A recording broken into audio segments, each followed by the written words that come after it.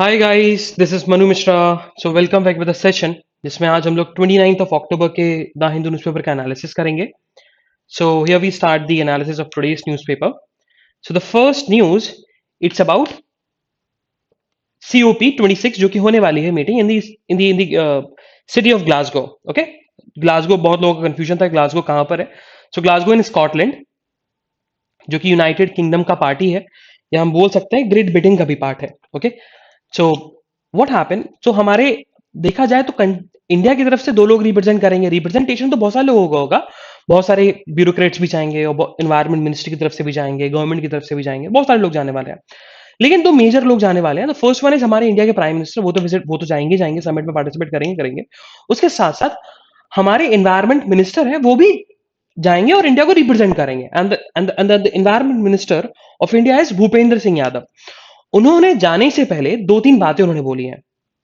उन्होंने बोला कि इंडिया जो है वो क्लाइमेट जस्टिस की तरफ वर्क करेगा, मतलब स्ट्रेस करेगा only developing nation. Climate justice का मतलब, देखो, अगर हम बात करें तो पेरिस एग्रीमेंट में क्या डिसाइड हुआ था कि कंट्रीज जो हैं, चाहे वो डेवलपिंग कंट्रीज हो चाहे वो डेवलप्ड कंट्रीज हो, वो सारे के सारे ऐसे वर्क करेंगे जिसके चलते जो ग्लोबल टेम्परेचर है by the half of the century, by the year of 2050, वो 2 डिग्री सेल्सियस से ज्यादा ना बढ़े। आइडियली देखा जाए तो 1.5 डिग्री सेल्सियस ज्यादा नहीं बढ़ना चाहिए, है ना। और एक फंड क्रिएट किया जाएगा, and it's about of $100 billion.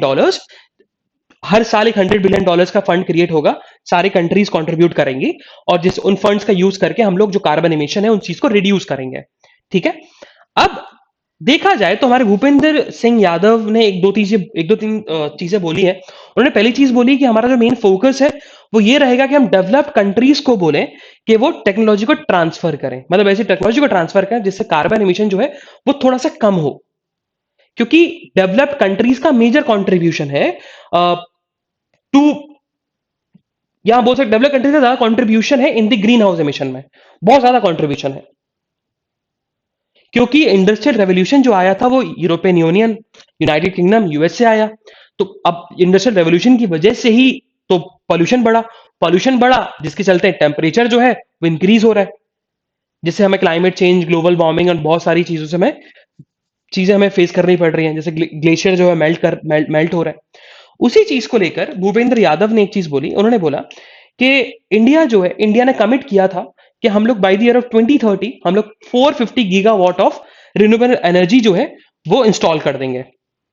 और उस चीज को वर्ल्ड ने पूरी तरीके से एक्नॉलेज किया, क्योंकि इंडिया अभी तक देखा जाए तो अराउंड 50% से ज्यादा काम कर चुका है by before the end of 2021। और उसके साथ साथ इंडिया ने इलेक्ट्रिक व्हीकल पॉलिसी भी अडॉप्ट करी है। और इंडिया ने यह भी कमिट किया है कि हम लोग फॉरेस्ट कवर को इंक्रीज कर देंगे, मतलब अफॉरेस्टेशन करेंगे। और एक चीज और, हाइड्रोजन पॉलिसी इंडिया ने इंप्लीमेंट करने वाला है, नेशनल हाइड्रोजन पॉलिसी। तो ये चीज उन्होंने बताई। और एक चीज उन्होंने ये बोली कि for the climate justice the developed nation has to transfer the technology and buy technology to the developed nation और द लीस्ट डेवलप्ड नेशन। और उस टेक्नोलॉजी के चलते हम लोग जो है कार्बन इमिशन को रिड्यूस कर पाएंगे, ग्रीन हाउस गैसेस को रिड्यूस कर पाएंगे। और एक चीज और, एक न्यूज है। सो अभी G20 मीटिंग भी है, तो पहले G20 मीटिंग होगी in the city of Rome, उसके बाद फिर ग्लासगो में COP26 होने वाला है। तो G20 मतलब group of 20 economic power nation, जिसमें इंडिया भी पार्ट है, इंडिया भी हिस्सा है G20 का। G7 का नहीं है, बट G20 का है। और मोदी जी ने यह भी बोला है कि मोदी जी जो है वो मीट करेंगे किससे, हमारे हमारे वेटिकन सिटी के पोप से। ठीक है, जो पोप है। एंड पोप एक तरीके से देखा जाए तो जैसे हिंदूज में होता ना कि महंत, सबसे बड़े महंत हो गए, रिलीजियस हेड, तो वैसे ही क्रिश्चियनिटी के लिए, कैथोलिक रिलीजन के लिए सबसे बड़े जो अगर कोई रिलीजियस हेड है तो वो पोप होते हैं, जो कि वेटिकन सिटी में रहते हैं। Okay, and Vatican city is the world का सबसे smallest country in the world, इतना याद रखना। बट हाँ, not the smallest democratic nation. ठीक है, स्मॉलेस्ट डेमोक्रेटिक नेशन नहीं है, smallest nation in the world is Vatican city, but not the smallest democratic nation. Moving further, तो हमें सिटी के बारे में नहीं पढ़ना है, हम लोग सिटी की न्यूज को स्किप करेंगे। फिर move to the state page. So what happen, high court ने यूपी पुलिस को वार्न किया है, क्योंकि यूपी पुलिस ने एक एक्ट किया। सो व्हाट हैपन, यूपी पुलिस ने दो लोगों को अरेस्ट किया and they both are basically son and father, और उनको दिल्ली से अरेस्ट कर लिया और विदाउट इन्फॉर्मिंग दिल्ली गवर्नमेंट और दिल्ली पुलिस। उन्हें दिल्ली पुलिस को इन्फॉर्म नहीं किया, दिल्ली में किसी भी अथॉरिटी को इन्फॉर्म नहीं किया। वो लोग दिल्ली की टेरिटरी में आए और उन लोगों ने उन दो पर्सन को अरेस्ट कर लिया, जिसके चलते high court, Delhi high court ने बोला कि we are warning the Delhi UP police, next time ऐसा एक्शन नहीं लेंगे और उन दोनों को आप रिलीज करिए। क्योंकि जब हम पुलिस की बात करते हैं तो पुलिस जो है स्टेट सब्जेक्ट है, ठीक है।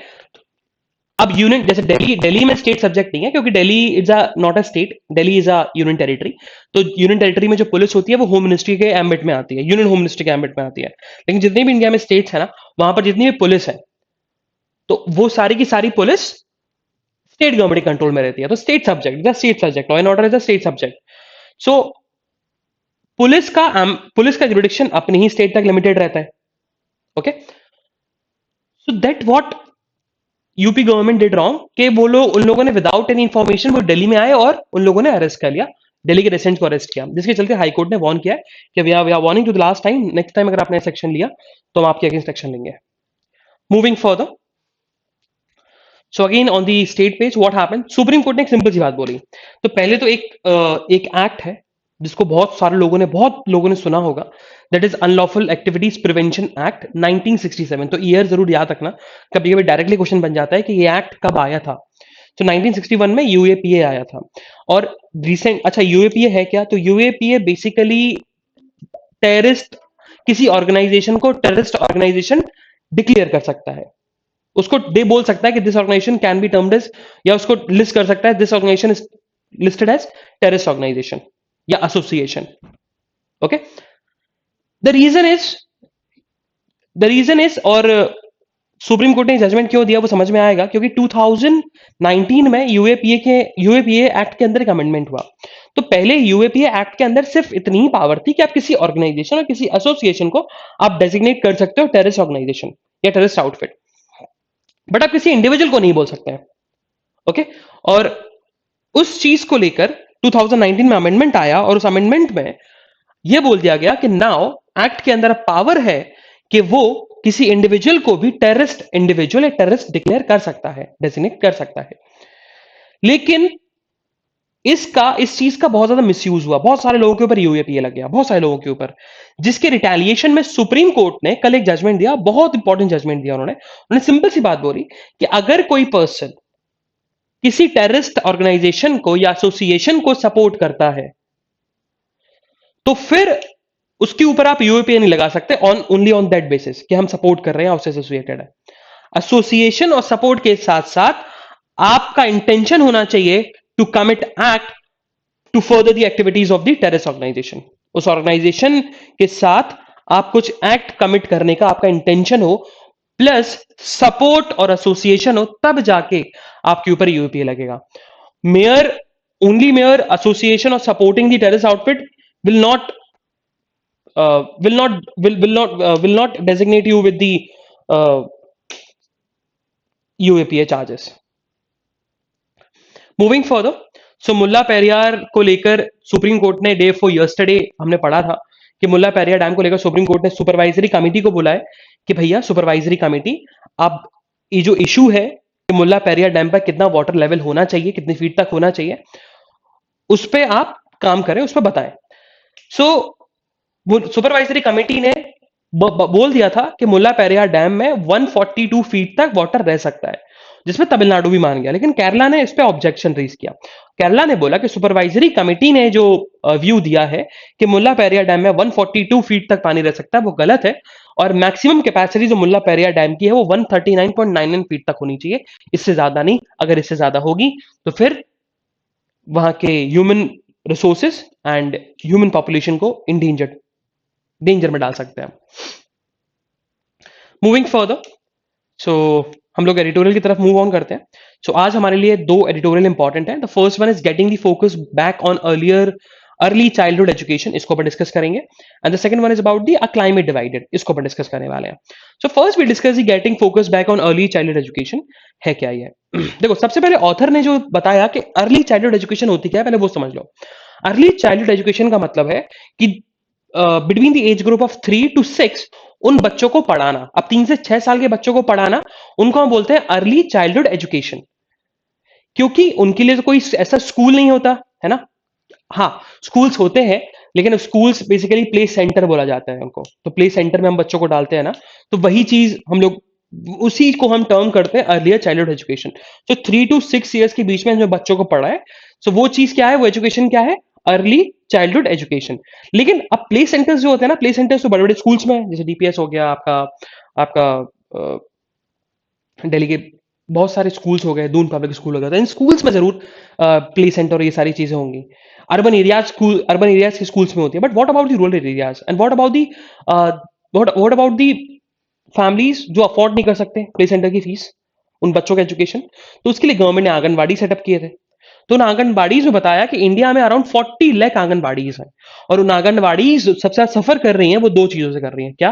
क्योंकि बच्चों की एक तो अटेंडेंस कम है, बच्चे आते ही नहीं है, और दूसरा कोई भी स्ट्रक्चरल टाइम नहीं है, कोई स्ट्रक्चरल बेसिकली टाइम टेबल नहीं है, जिससे पता लगाया जा सके कि भैया इस वीक हम लोग क्या करेंगे, इस दिन हम लोग बच्चों को क्या इम्पार्ट करने वाले हैं, और बच्चों को कैसे एजुकेट किया जाएगा, उनको कैसे एजुकेशन इम्पार्ट की जाएगी छोटे बच्चों को।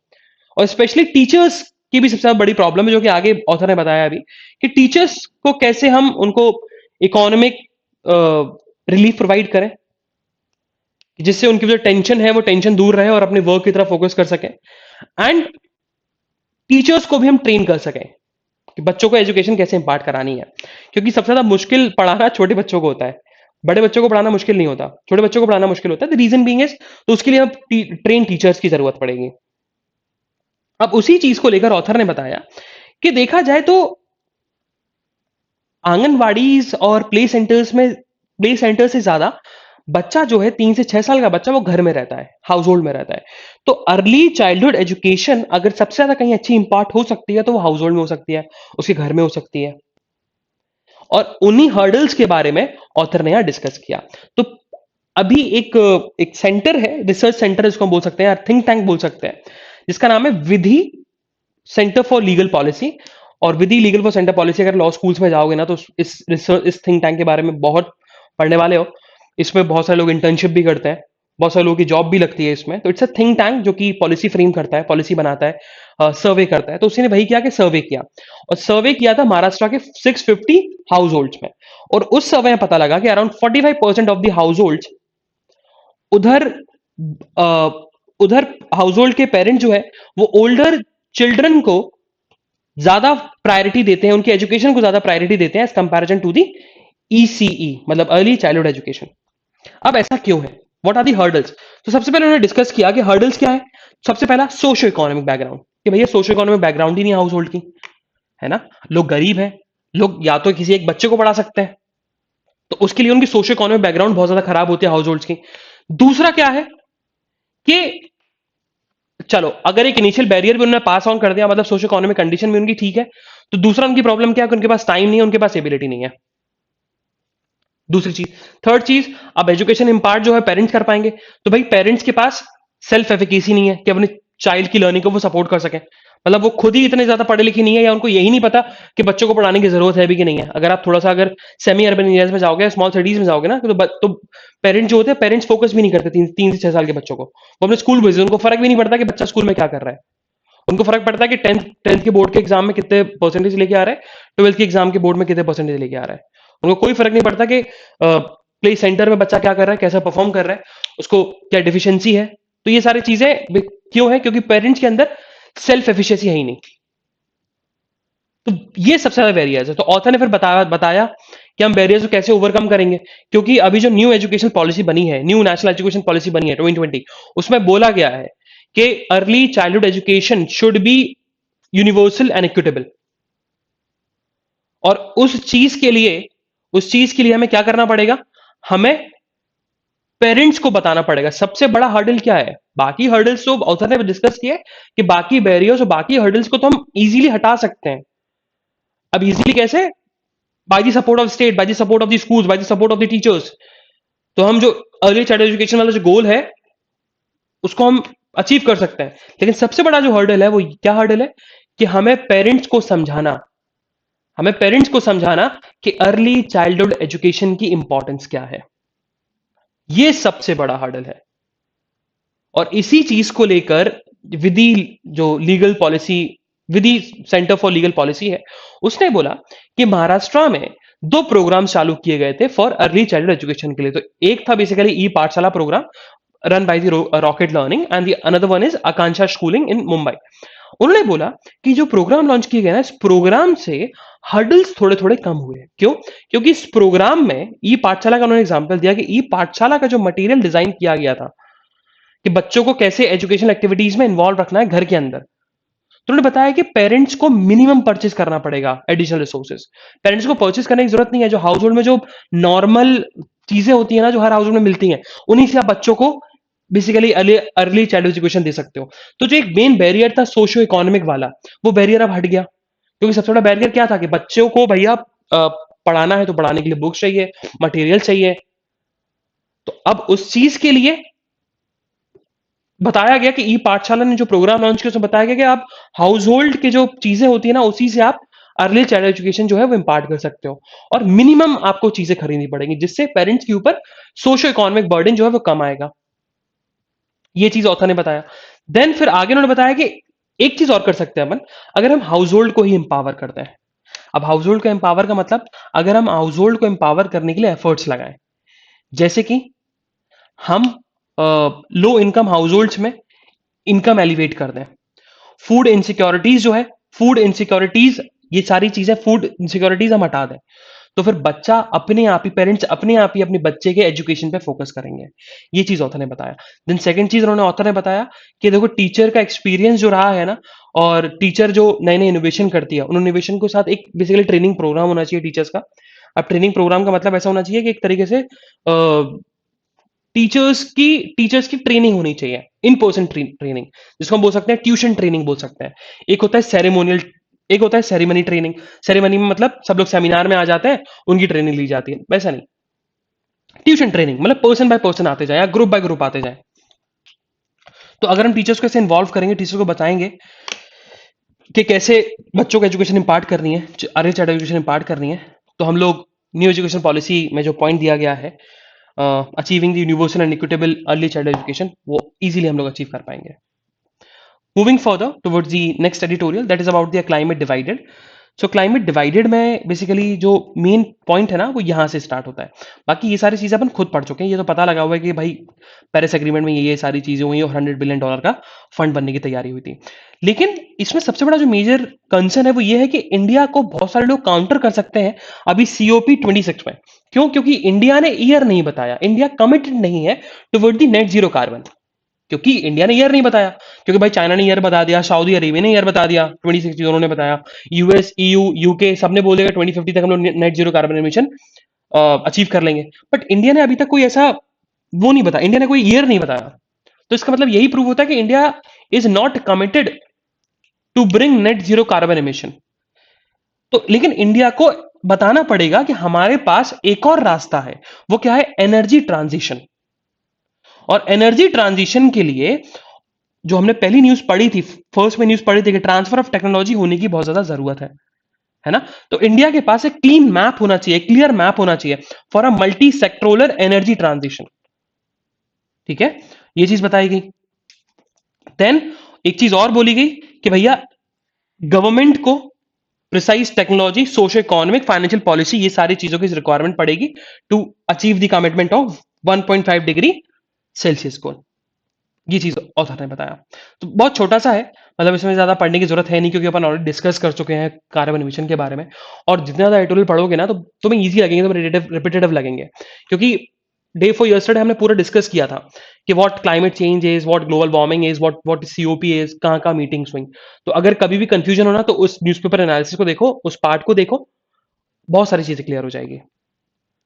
मूविंग फर्दर, हाँ इसमें से एक दो चीजें पढ़नी है, दैट इज अबाउट पहला क्वेश्चन जो बोला गया, first arrest then investigate seems to be principle for investigations under the NDPS act, is this justified? NDPS मतलब national narcotic drugs and psychotropic substance act 1985। तो ये एक्ट का ईयर याद रखना कि भाई NDPS एक्ट 1985 में आया था, जिसका फुल फॉर्म क्या है? Narcotic drugs and psychotropic substances act 1985। उसमें होता क्या, पहले आप लोगों को अरेस्ट करते हो, अगर आपको बेसिकली शक होता है, उसके बाद आप उस पर्सन के ऊपर इन्वेस्टिगेशन कर सकते हो। तो क्या ये जस्टिफाइड है? तो जिसका आंसर खुद पुलिस कमिश्नर ने दिया, उन्होंने बोला कि ये जस्टिफाइड नहीं है। ये जस्टिफाइड इसी वजह से नहीं है क्योंकि एनडीपीएस एक्ट के अंदर खुद दिया हुआ है कि अगर आप किसी पुलिस ऑफिसर या किसी को भी सस्पेक्ट होता है कि भैया इस पर्सन ने नारकोटिक सब्सटेंस या ड्रग्स रख रखा है, तो मजिस्ट्रेट के सामने ही उसकी जांच हो पाएगी। मजिस्ट्रेट ही उसका बेसिकली उसके सामने ही चेकअप हो पाएगा, है ना? आप without any without in front of gazetted officer और मजिस्ट्रेट आप उसका बॉडी चेकअप नहीं कर सकते, आप उसको चेक नहीं कर सकते कि अगर इवन दो आपको कंफर्म नहीं पता कि ये ड्रग्स लेके बैठा हुआ है। तो इसीलिए पहले इन्वेस्टिगेशन होनी चाहिए, उसके बाद अरेस्ट होना चाहिए। तो ये जस्टिफाइड नहीं है कि एनडीपीएस एक्ट के अंदर तो दिया गया है कि पहले आप अरेस्ट करिए फिर इन्वेस्टिगेट करिए, ये गलत है। हाँ, एक चीज और बताई गई, एक ये वाला क्वेश्चन है, what are the challenges that police face in forcing the NDPS act to take drug cases to the logical end. तो पुलिस क्या चैलेंजेस फेस करती है for enforcing the NDPS act? तो मेन चैलेंज जो बताया गया वो यही है कि हम लोग ये पकड़ तो लेते हैं कि भाई ये ड्रग्स लेके जा रहा है, इस पर्सन ने कंज्यूम किया, इस पर्सन को ड्रग्स दिए, पेडलर को पता लगा लेते हैं। बट हमारा सबसे बड़ा पुलिस का जो मेन चैलेंज है वो ये है कि हम लोग यही पता नहीं लगा पाते कि इन ड्रग्स को प्रोड्यूस कौन कर रहा है, who are the producing these types of substances. तो मेन प्रॉब्लम ये है। तो सबसे बड़ा चैलेंज उन्होंने ऑथर ने यही बताया। Moving further towards the national news, so what happened, central government ने before completing the physical year of 2021-2022, उसके पहले ही गवर्नमेंट ने back to back GST compensation दे दिया टू दी स्टेट। पांच महीने पहले दे दिया। और सेंटर ने यह बताया कि 5 महीने पहले हमने इसी वजह से दिया क्योंकि स्टेट गवर्नमेंट बहुत ज्यादा फाइनेंशियल क्राइसिस फेस कर रही हैं, तो फाइनेंशियल क्राइसिस को फेस ना करें, और उनको इसीलिए हमने पहले से ही जो जीएसटी कंपनसेशन है वो हमने कंपनसेशन दे दिया है in a form of loan. Moving further, so बहुत सारे यूएस के लॉ मेकर्स, अब यूएस के लॉ मेकर्स जब हम बोलते हैं, अच्छा इंडिया में लॉ मेकर्स को क्या बोला जाता है? मेंबर ऑफ पार्लियामेंट और एमएलएस और एमएलसीज, ठीक है? सो दी आर द लॉ मेकर्स, मतलब जो लॉ बनाते हैं। अब लॉ कौन बनाता है? एमपीज बनाते हैं। सेंट्रल लॉ अगर कोई बनना है तो पार्लियामेंट बनेगा, तो मतलब एमपीज बना रहे हैं। स्टेट लॉ बन रहा है तो मतलब एमएलएस बना रहे हैं। तो लॉ मेकर्स, यूएस के जो लॉ मेकर्स है, मतलब यूएस कांग्रेस में जो बैठते हैं, सेनेट में और आपके हाउस ऑफ रिप्रेजेंटेटिव में, उनका कहना है कि even though India S-400 missiles खरीद रहा है, ठीक है, S-400 मिसाइल्स खरीद रहा है फ्रॉम दी रशिया, लेकिन इंडिया के ऊपर काटसा नहीं लगना चाहिए, जैसे टर्की के ऊपर लगा था। टर्की ने भी S-400 डिफेंस सिस्टम मिसाइल खरीदी थी, और इसके रिटेलिएशन में यूएस ने काटसा लगा दिया। काटसा मतलब countering American advisory through sanction act, मतलब अगर आप रशिया के कुछ ऐसे डेजिग्नेटेड मिसाइल सिस्टम खरीदते हो या कुछ डिफेंस सिस्टम खरीदते हो तो आपके ऊपर सैंक्शन लग जाते हैं, यूएस गवर्नमेंट सैंक्शन लगा देती है। और S-400 उन मिसाइल की लिस्ट में आता है जिसपे यूएस ने मना किया है कि भाई हमारे जो अलाइज है वो नहीं खरीदेंगे तो यूएस सैंक्शन लगा देगा, काटसा लगा देगा। सबसे पहला नेशन कौन था? टर्की था, जिसके ऊपर लगाया था। चाइना के ऊपर भी काटसा लगा हुआ है। लेकिन बहुत सारे लॉ मेकर्स उनका कहना है कि देखो, हम बात करें तो इंडिया का one of the main exporter for defence है वो रशिया है, और बहुत पहले से इंडिया जो है वो बेसिकली रशिया जो है एक्सपोर्ट कर रहा है defence system to the Russia, to the India. So India के ऊपर काटसा लगाना अच्छा नहीं होगा। जैसे उन्होंने टर्की को ऊपर एक्शन लिया, वैसा इंडिया को ऊपर एक्शन लेने की हमें जरूरत नहीं है। अगर आप एक्शन लोगे तो इंडिया और यूएस के टाइज खराब हो जाएंगे, और इंडिया का और जो यूएस का एक तरीके देखा जाए रेलेवेंस एशिया में पूरी तरीके से खत्म हो जाएगा। ये चीज लॉ मेकर्स का कहना है। सो जो इजरायली एम्बेसडर टू इंडिया है, नोआर गिलॉन, उनका कहना है कि अभी जो नया क्वाड्रिलेटरल बना है, न्यू क्वाड्रिलेटरल बना है, एंड न्यू क्वाड्रिलेटरल में 4 नेशन है, कौन? India, Israel, UAE and US. तो जो ये 4 लोगों का क्वाड्रिलेटरल ग्रुप बना है, it's the outcome of what? Abraham accord. So Abraham accord के अंदर बहरीन और यूएई ने Israel as a country recognize किया था। सो अब्राहम अकॉर्ड का ही आउटकम ये ग्रुप बना, ये 4 नेशंस का ग्रुप बना। What is? India, Israel, UAE and US, जिससे डिप्लोमेटिक टाइज जो है वो स्टैब्लिश हो जाएंगे, किससे? इजराइल और यूएई के। देन उन्होंने एक चीज और बोली कि उन्होंने बोला कि पैकेजेस सॉफ्टवेयर जो है वो गवर्नमेंट को ही बेचते हैं, और किसी प्राइवेट इंडिविजुअल, किसी प्राइवेट कंपनी को नहीं बेचते हम लोग, गवर्नमेंट को ही बेचते हैं। बट उन्होंने ये डिस्क्लोज नहीं किया, उन्होंने ये नहीं बताया कि हमने किस गवर्नमेंट को बेचा, किस साल में बेचा, कब बेचा, उन्होंने ये चीज डिस्क्लोज नहीं करी। उन्होंने बोला that's not a matter of concern, the matter of concern is कि हमने गवर्नमेंट के अलावा किसी और को बेचा है सॉफ्टवेयर, नहीं। तो वो है ना, नहीं बेचा, हमने सिर्फ गवर्नमेंट को बेचा है। मूविंग फर्दर, सो अभी जो नया लॉ आया है जो कि 1 जनवरी से इफेक्ट होगा, जिसमें चाइना जो लॉ है वो लॉ बोलता है कि चाइनीज बॉर्डर को लेकर चाइनीज गवर्नमेंट और चाइनीज मिलिट्री जो है वो किसी भी एडवर्जरीज के ऊपर एक्शन ले सकती है अगर उन्हें बॉर्डर के साथ छेड़छाड़ किया तो, या बॉर्डर में छेड़छाड़ होती है तो, जिससे इंडियन गवर्नमेंट जो है वो कंसर्न बता रही है ना। बोला है कि जो नया लॉ है वो हो सकता है कि रीसेंट मिलिट्री मूव जो है फिर से स्टार्ट हो जाए, जैसे अभी लास्ट ईयर हुए थे 2020 में, वैसे ही मिलिट्री मूव स्टार्ट हो जाए, जिसके रिटेलिएशन में जो फॉरेन मिनिस्ट्री की स्पोक पर्सन है, चाइनीज फॉरेन मिनिस्ट्री के स्पोक पर्सन का कहना है कि नहीं, ऐसा बिल्कुल नहीं होगा, बल्कि जो नया लॉ है it will further coordinate, regulate and strengthen the boundary management, है ना। और इससे इंटरनेशनल कॉर्पोरेशन जो है बहुत सारे रेलिवेंट फील्ड्स में इंक्रीज हो जाएगा। Moving further, so after 8 years India और ईयू फिर से ट्रेड टॉक्स रिज्यूम कर देंगे बाय दिसंबर, ये बोल दिया गया है। 8 साल बाद फिर से इंडिया और यूरोपियन यूनियन जो है वो ट्रेड टॉक्स रिज्यूम करेंगे, और इट्स लाइकली टू राइवल, मतलब इनकी जो ट्रेड टॉक्स होंगी वो चाइना की BRI स्ट्रेटेजी के अगेंस्ट में होगी। BRI मतलब belt and road initiative. Moving further, so again on the national news, what happened, what supreme court says, तो हुआ क्या कि हाई कोर्ट तो बॉम्बे हाई कोर्ट ने अभी नीट यूजी के रिजल्ट पर स्टे लगा दिया था। उन्होंने बोला था कि 2 बच्चों का एग्जाम ले लो, उसके बाद आप रिजल्ट अनाउंस करना, तब तक के लिए रिजल्ट पे स्टे लगा हुआ है। तो भाई गवर्नमेंट जो है सुप्रीम कोर्ट चले गई, सुप्रीम कोर्ट ने उस स्टे को हटा दिया। उन्होंने बोला कि नहीं, नेट यूजी के रिजल्ट को आप डिक्लेयर कर दीजिए, जो हाई कोर्ट ने स्टे लगाया था वो स्टेट हटा दो। सो व्हाट हैपेंड, तो गवर्नमेंट ने अभी एक स्टेप लिया, गवर्नमेंट ने बोला कि अभी हम साबरमती आश्रम, तो साबरमती आश्रम की हम बात करें तो साबरमती आश्रम बेसिकली महात्मा गांधी का वो आश्रम रहा, वहां पर वो रहे 1917 से लेकर 1930 तक। मतलब जो उन्होंने फ्रीडम स्ट्रगल की स्टार्ट जो करी थी वो साबरमती आश्रम से ही करी थी उन्होंने, जो इंडिको मूवमेंट या चंपारण जिसको हम बोलते हैं, चंपारण मूवमेंट। तो ये साबरमती आश्रम से ही स्टार्ट हुआ था। साबरमती आश्रम पे ही एक पर्सन विजिट किए थे बिहार के, I am just forgetting the name of that person. तो उन्होंने महात्मा गांधी को बताया और वहीं से महात्मा गांधी ने इंडिया के इंडिपेंडेंस के चलते मूवमेंट स्टार्ट किया, और बड़ा वो एक पहला मूवमेंट जो स्टार्ट हुआ था सबसे बड़ा, that is around indigo movement. Sabarmati Ashram में स्टेट गवर्नमेंट ने बोला है कि हम लोग उसको फिर से रीडेवलप करेंगे और अराउंड 1200 करोड़ रुपीस का इन्वेस्टमेंट करेंगे। लेकिन महात्मा गांधी के ग्रैंड ग्रैंडसन है तुषार गांधी, उन्होंने चैलेंज किया है गुजरात हाई कोर्ट में about the against the government proposal for redevelopment of Sabarmati आश्रम। क्यों? उन्होंने बोला है कि ये जो प्रोजेक्ट है ऑफ 1200 करोड़, ये साबरमती आश्रम के बेसिकली साबरमती आश्रम का जो जो साबरमती आश्रम का जो मेन जिस्ट है उसको तोड़ के रख देगा। जो जैसे जलियांवाला बाग हुआ, तो जलियांवाला बाग में लोगों ने क्या बोला था कि देखा जाए तो उसको रीडेवलप नहीं किया, उसको रेनोवेट कर दिया, सॉरी उसको रीडेवलप कर दिया, उसको रेनोवेट नहीं किया, बल्कि गवर्नमेंट ने बोला रेनोवेट करेंगे। तो जो बेसिकली साबरमती आश्रम का जो जो ट्रुथ है, जो सच्चाई है, वो सच्चाई इस रीडेवलपमेंट से छुप जाएगी।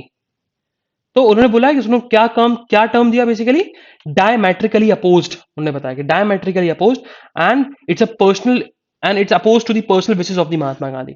महात्मा गांधी कभी नहीं चाहते थे कि साबरमती आश्रम में कुछ चेंजेस हो, तो उनके विशेष के खुद के अगेंस्ट है, महात्मा गांधी के विशेष के अगेंस्ट में है, तो इसीलिए रीडेवलपमेंट नहीं होना चाहिए। तुषार गांधी मूव ऑन करके to the Gujarat High Court against the government proposal for the redevelopment of Sabarmati Ashram. Moving further, so on the editorial, so हाँ on the world news, world news में ये वाला न्यूज इंपॉर्टेंट है, I just forget to mark this news. So I on Afghanistan China to build military base in Tajikistan. तो देखो, देखा जाए तो सेंट्रल एशिया में एक कंट्री है तजाकिस्तान, और चाइना के रिलेशंस ठीक है, अच्छे हैं। BRI में भी बेल्ट रोड इनिशिएटिव में तजाकिस्तान चाइना के सपोर्ट में है, था क्या। तो तजाकिस्तान का सबसे बड़ा मेजर कंसर्न है वो क्या है, क्योंकि तजाकिस्तान चाइना के साथ तो अफगानिस्तान के साथ बॉर्डर शेयर करता है, और अफगानिस्तान में अभी रिजीम चेंज हुई, तालिबान जो कि एक्सट्रीमिस्ट है, एक्सट्रीमिस्ट गवर्नमेंट है। तो there is a concern for Tajikistan के बेसिकली तजाकिस्तान में टेररिस्ट एक्टिविटीज हो सकती हैं। इस चीज को लेकर चाइना ने क्या किया, चाइना ने तजाकिस्तान में एक नया मिलिट्री बेस बनाने की बात करी, और तजाकिस्तान और अफगानिस्तान बॉर्डर पर जो मिलिट्री बेस है उसको पूरे तरीके से चाइना होल्ड करेगा। चाइना पूरे तरीके से होल्ड करेगा। हाँ, उसमें तजाकिस्तान की स्पेशल फोर्सेस होंगी, फाइनेंस चाइना करने वाला है, और जो बेस है वो बेसिकली काउंटर टेररिज्म और इंस्टेबिलिटी जो है अफगानिस्तान में उसको काउंटर करेगी। मूविंग फर्दर, सो ताइवान में जो प्रेसिडेंट है साई इन विंग, तो साई इन विंग का कहना है कि यूएस ट्रूप्स का प्रेजेंस है in the country of Taiwan, और जिसकी रिटेलिएशन में चाइना का कहना है कि यूएस जो है वो ट्रबल्स को और ज्यादा इंक्रीज कर रहा है, और ज्यादा चाइना मेनलैंड और ताइवान के रिलेशनशिप को खराब कर रहा है ये, because of the US, because of the involvement of the US. So Facebook ने अपना नाम चेंज कर दिया, and the name change to Meta. So now the Facebook chief ने अनाउंस कर दिया है कि जो उसकी पेरेंट कंपनी है, पेरेंट कंपनी का जो नाम है वो क्या हो जाएगा, मेटा हो जाएगा। एंड सिर्फ ऐसा नहीं है कि हम लोग सिर्फ नाम चेंज कर रहे हैं, नहीं, we are beginning the new chapter. हम लोग नया चैप्टर फिर से बिल्डअप करेंगे और फेसबुक को और ज्यादा डेवलप करने की कोशिश करेंगे। मूविंग फर्दर, सो बिजनेस न्यूज में ऐसी कुछ न्यूज नहीं है जो हमारे एग्जामिनेशन पर्सपेक्टिव से इंपॉर्टेंट हो। So this the analysis of today's newspaper. हम लोग कल फिर मिलेंगे with some exciting news, some exciting current affairs. तब तक के लिए bye bye, have fun and enjoy your day. Bye bye guys.